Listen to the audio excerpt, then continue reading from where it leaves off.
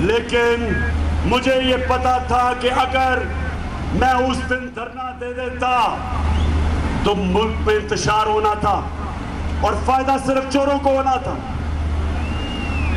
लेकिन पाकिस्तानियों, आज नौजवानों, खास तौर पे आज आपने बात सुनी, मैंने इसलिए आज आप सबको यह दावत दी कि मैं ये साबित करना चाहता था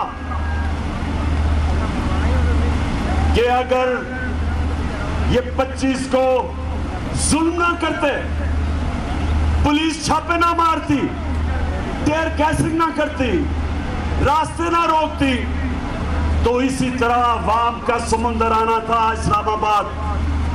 और अवाम के समुंदर ने सिर्फ एक चीज कहनी थी, उन्होंने सिर्फ एक नारा लगाना था, इंपोर्टेड हुकूमत नामंजूर।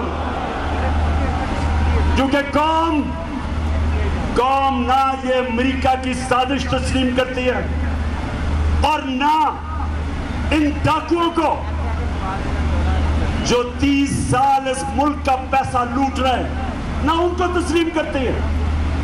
और हम सबको अपने सारे मुल्क के इदारों को पैगाम देना चाहते थे, पुरअमन एहतजाज करके। और हम सबको अपने सारे मुल्क के इदारों को पैगाम देना चाहते थे। और आज पुरअमन एहतजाज करके जो हमारा हक है, इन्होंने हमें वो इल्जाम दिया।